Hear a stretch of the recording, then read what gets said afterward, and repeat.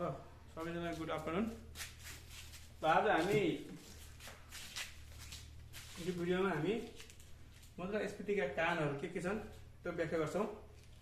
अब मुद्रास्फीतिका कारण त दुईटा छन्, जस्तै मागले तान्ने मुद्रास्फीति र लागतले ढल्कने मुद्रास्फीति छन् हैन। अब यहाँ मागले तान्ने मुद्रास्फीतिमा पनि के यसको बुदाहरू छन्, जस्तै मुद्रा आपूर्ति र बैंक साखमा वृद्धि, सार्वजनिक खर्चमा वृद्धि, निजी लगानीमा वृद्धि, कर कमी, नियन्त्रण निर्यातमा वृद्धि, विगतको आन्तरिक ऋणको भुक्तानी र तीव्र जनसङ्ख्या वृद्धि के हुने।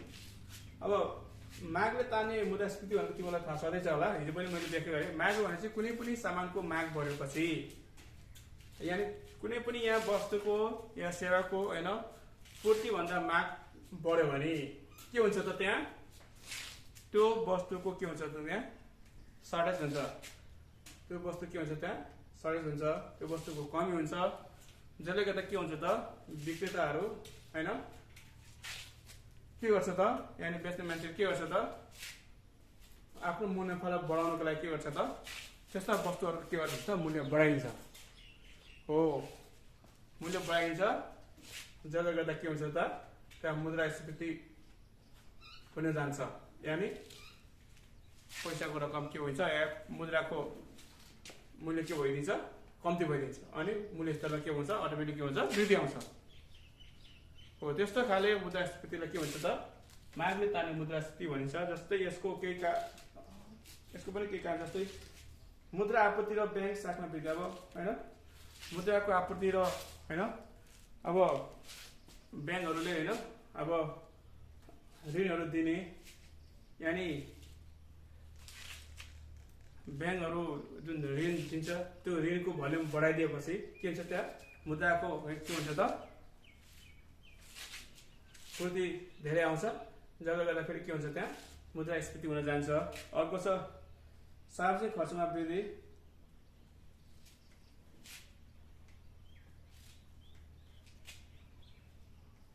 अनि के छ, नेपाल जस्तो विकासोन्मुख देशहरूमा सरकारले आम्दानी भन्दा खर्च धेरै गर्दछ, जसले गर्दा आम जनसाधारणको हातमा मुद्राको परिमाण वृद्धि हुन गई माग पनि वृद्धि हुन्छ, जसले गर्दा मूल्य स्तर पनि वृद्धि हुन्छ। अब के छ भने नेपालको हकमा के छ भने सरकारको आम्दानी भन्दा खर्च बेसी छ, र यहाँ के छ भने मान्छेको पनि आम्दानी भन्दा खर्च बेसी छ, र मान्छेको के छ त हैन आफूलाई आवश्यक पर्ने सामानहरू किन्ने सिस्टम धेरै छ। त्यसले गर्दा के हुन्छ त, तिनीहरूले सामान या वस्तुको माग पनि धेरै गर्छ, जसले गर्दा के हुन्छ त, मुद्रास्फीति हुन जान्छ। जसले गर्दा के हुन जान्छ त, मुद्रास्फीति हुन जान्छ। अर्को के छ भने निजी लगानीमा वृद्धि। निजी लगानीकर्ताहरूले लगानीमा वृद्धि गर्दा रोजगारका अवसरहरूमा वृद्धि हुन गई आम्दानीमा वृद्धि हुन जान्छ। यसले गर्दा लगानीकर्ता र उपभोक्ता दुवैको खर्च बढ्छ। यसरी खर्चमा वृद्धि हुँदा मागमा वृद्धि भई मूल्य स्तर बढ्छ। के हुनेछ नि, नेपालमा के छ भने निजी लगानी हो। निजी लगानी भयो भने बित्तिकै के हुन्छ त, यसले विभिन्न मान्छेलाई के गर्छ त, रोजगार दिन्छ। जसले गर्दा के हुन्छ त, रोजगार पाउने व्यक्तिहरूको हैन आम्दानी बढ्छ। आम्दानी बढेपछि तिनीहरूको माग पनि बढ्छ, माग पनि के हुन्छ, बढ्छ। र लगानीकर्ताहरू पनि खर्च यहाँ बढेर आउँछ हैन। अनि त्यो रोजगार पाउने व्यक्तिहरूको पनि उपभोग खर्च बढ्छ, त्यसले पनि के गर्छ त, मुद्रास्फीति ल्याउँछ।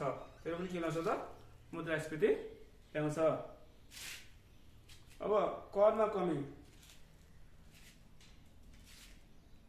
ल करको दरमा कमी गर्दा मानिसहरूको क्रय क्षमता वृद्धि भई मागमा पनि वृद्धि हुन्छ र मूल्य स्तर बढ्छ हुन्छ। अब के हुन्छ भने जब मान्छेको हैन एउटा कर तिर्नु हुन्छ, त्यो कर जुन नेपाल सरकार तिर्नुपर्छ, जब त्यो करमा हैन घटी आयो भने, त्यो करमा कमी आयो भने के हुन्छ त, मान्छेको के हुन्छ त, आम्दानी के हुन्छ त, बढेर आउँछ। अनि त्यो आम्दानी बढेर आउने बित्तिकै मान्छेको के हुन्छ त, माग पनि बढ्छ। त्यो माग बढ्ने बित्तिकै के हुन्छ त, फेरि त्यहाँ पनि के हुन्छ, मुद्रास्फीति आउँछ।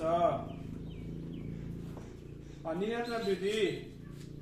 निर्यातमा वृद्धि हुँदा स्वदेशमा उपभोग वस्तु तथा सेवाहरूको मौजामा कमी आउँछ, जसले गर्दा स्वदेशमा माग भए जति वस्तुहरूको उपलब्ध हुँदैन र परिणामस्वरूप मूल्य वृद्धि हुन्छ। अब निर्यातमा वृद्धि भने चाहिँ अब कुनै पनि होइन वस्तु तथा सेवा जति पनि आफ्नो देशलाई आवश्यक पर्छ त्योलाई ख्याल नगरिकन अब कुनै पनि व्यापारीहरूले होइन आफ्नो उत्पादन गरेको वस्तु अरू देशलाई निर्यात गर्यो भने के हुन्छ त, त्यसले पनि के गर्छ त, त्यस्ता वस्तुहरूको माग आफ्नै देशमा आफ्नै स्वदेशमै के गर्छ, बढाइदिन्छ। किनभने आफ्नो देशको लागि नराखेर अर्का देशको लागि पठायो भने त्यो वस्तुको अभाव हुन्छ अनि त्यो वस्तुको माग बढ्छ अनि माग बढेपछि फेरि के हुन्छ त, त्यस्तो वस्तुहरूको पनि मूल्यमा के आउँछ त, वृद्धि आउँछ र मूल्य स्थिति हुन्छ। अब लागतले ढल्किने मुद्रास्फीति। लागत भने चाहिँ अब कुनै पनि वस्तु तथा सेवा उत्पादन गर्दाखेरि निर्माण गर्दाखेरि यदि त्यसको लागत खर्च बढ्यो भने लागत खर्चलाई होइन मेन्टेन गर्नको लागि वस्तु तथा सेवाको पनि मूल्यमा वृद्धि ल्याउनु पर्छ। हो त्यस्तो खाले होइन मुद्रास्फीतिलाई के भन्छ त, लागतले ढल्किने मुद्रास्फीति भनिन्छ। जस्तै अब यहाँ के छ भने ज्यालामा वृद्धि, या अब कुनै पनि होइन जब फ्याक्ट्री तथा इन्डस्ट्रीमा होइन कुनै पनि कम्पनीमा त्यहाँ काम गर्ने कामदारहरूको ज्यालामा वृद्धि आयो भने के हुन्छ त, कम्पनीको लागत खर्च बढ्छ। लागत खर्च बढेपछि त्यो लागत कम्पनीले केबाट उठाउँछ त, त्यही कुनै वस्तुमा अनि त्यस वस्तुको के गर्छ त, मूल्यमा वृद्धि ल्याउँछ। त्यो मूल्य वृद्धि ल्याउने बित्तिकै के हो त, मुद्रास्फीति भयो।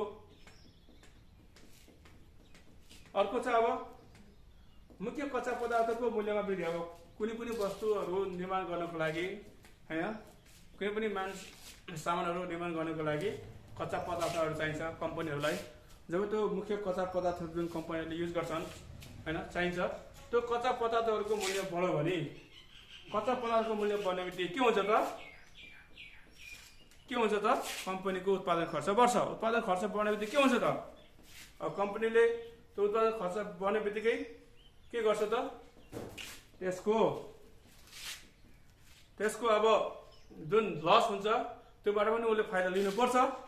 हो अब त्यो फाइदा कसरी लिने त, त्यो आफ्नो खर्च कसरी मेन्टेन गर्ने त, त्यो खर्च मेन्टेन गर्नको लागि के गर्नु पर्यो, कम्पनीले वस्तु तथा सेवाको मूल्य बढाउनु पर्यो। वस्तु तथा सेवाको मूल्य बढाउने बित्तिकै के हुन्छ त, फेरि त्यहाँ के हुन्छ त, मुद्रास्फीति हुन्छ।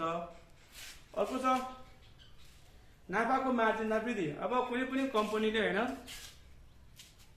आफूले होइन जुन एउटा नाफा आउँछ त्यो नाफामा चाहिँ वृद्धि ल्याउन खोज्दाखेरि नाफाको मार्जिनमा वृद्धि ल्याउन खोज्दाखेरि त्यो वृद्धि कसरी ल्याउने त, त्यही हो मूल्य वृद्धि गर्ने। जबसम्म मूल्य वृद्धि हुँदैन तबसम्म नाफा धेरै हुँदैन, नाफामा वृद्धि हुँदैन। हो त्यो अवस्थामा पनि के गर्छ त, निकै कम्पनीहरूले के गर्छ त, आफूले उत्पादन गरेको सामानको मूल्यमा के गरिदिन्छ, वृद्धि ल्याउँछ। मूल्य वृद्धि ल्याउने बित्तिकै के हुन्छ त, फेरि के हुन्छ त, मुद्रास्फीति हुन्छ। ल आज तिमीहरूलाई मैले यो भिडियोमा होइन मुद्रास्फीतिका कारणहरू के हुन् र स्पेसली यहाँ दुईवटा कारण छ, त्यसको केही सब बुदाहरू पनि छन्, त्यो मैले जुन एक्सप्लेन गरिसकेको छु। ल आज यति नै हो, धन्यवाद, थ्याङ्क यू। ल